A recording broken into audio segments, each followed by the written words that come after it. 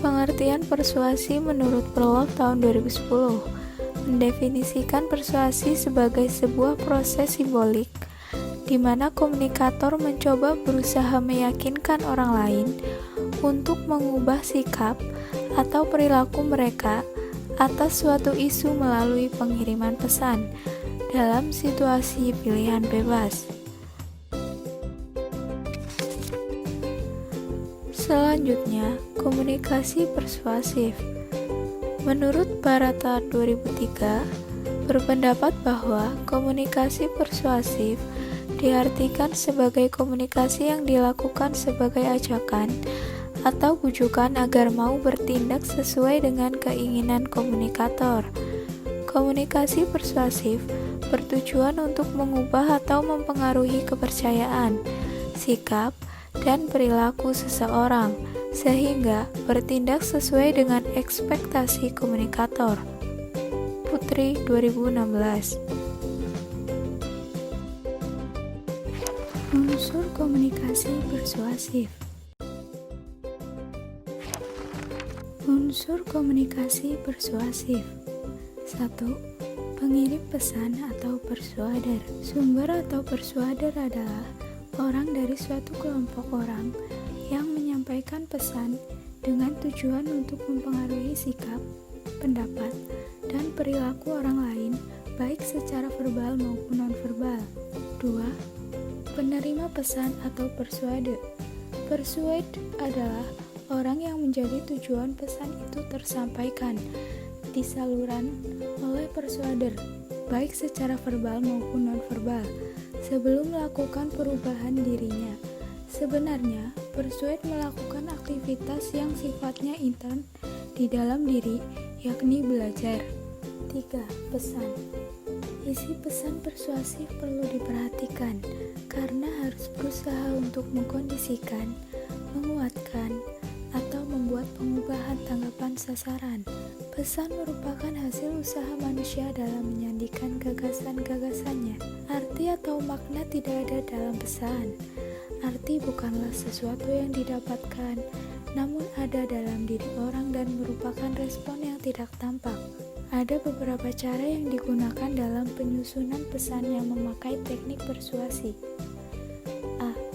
Pesan yang menakutkan adalah metode penyusunan pesan yang dapat menimbulkan rasa ketakutan kepada halayak. B. Pesan yang penuh emosi ialah cara penyusunan pesan yang berusaha menggugah emosi halayak. Misalkan, dengan mengungkapkan masalah agama, etnis, kesenjangan ekonomi, diskriminasi, dan semacamnya. C.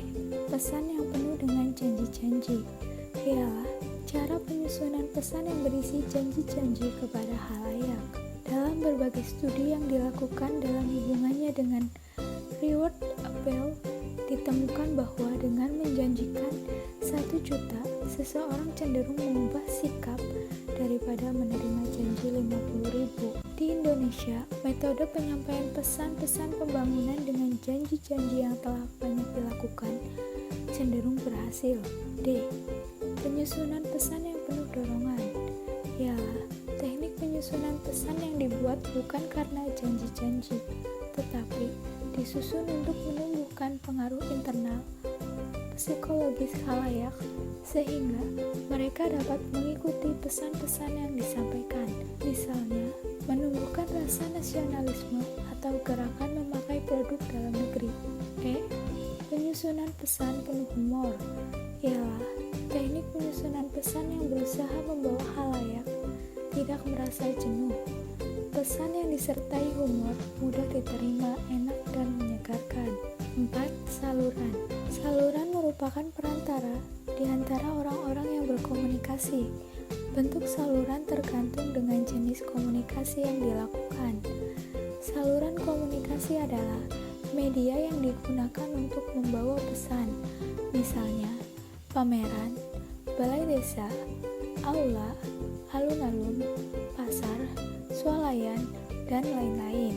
5. Umpan balik. Umpan balik adalah balasan dari perilaku yang diperbuat. Umpan balik bisa dalam bentuk eksternal dan internal. umpan balik internal adalah reaksi persuader atas pesan yang disampaikan, sedangkan umpan balik eksternal adalah reaksi penerima atas pesan yang disampaikan. Proses komunikasi persuasif. Menurut Petty dan Cacioppo, model kemungkinan elaborasi menyebutkan bahwa terdapat dua rute menuju perubahan sikap, rute sentral dan rute eksternal.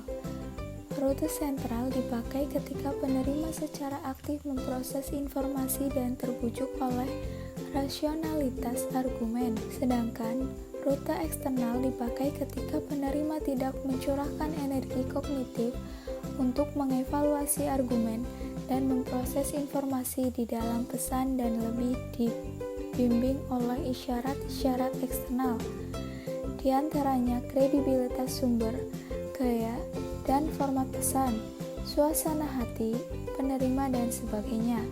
Ketika rute sentral menuju persuasi aktif, maka penerima dikatakan terlibat dalam elaborasi tinggi.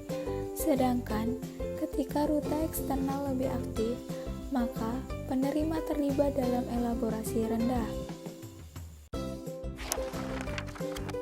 Efek komunikasi persuasif adalah perubahan yang terjadi pada diri persuade sebagai akibat dan diterimanya pesan melalui proses komunikasi.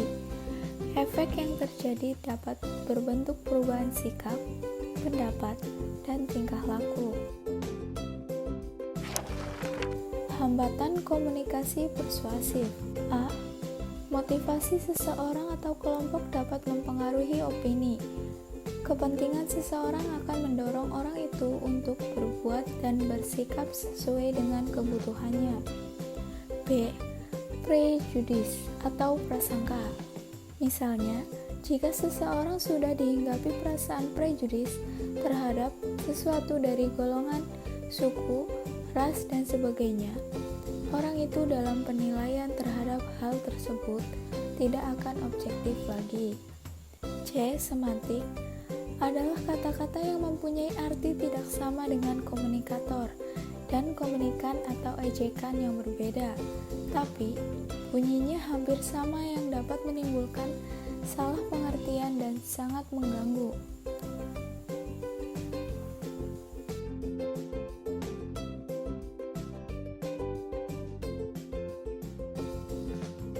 Jadi, kesimpulannya yaitu komunikasi persuasif dapat terjadi ketika komunikator menyampaikan pesan kepada komunikan atau audiens dalam bentuk bujukan atau ajakan untuk bertindak sesuai dengan apa yang telah disampaikan oleh komunikator. Contoh kasusnya yaitu pada pemilihan kepala daerah, di mana sebelumnya terdapat kampanye calon kepala daerah terlebih dahulu dengan memaparkan visi misi dan ajakan untuk memilih beliau. Yang sering terjadi biasanya menggunakan cara membagikan kaos, membagikan bantuan seperti sembako, dan bisa pula menggunakan uang atau money politik. Nah, ini termasuk ke dalam jenis pesan reward appeal atau dalam artian lain yaitu pesan yang penuh dengan janji-janji. Dengan janji memberikan sesuatu, maka masyarakat akan memilih beliau atau memilih orang tersebut. Jadi pesan ini cenderung berhasil menarik minat masyarakat.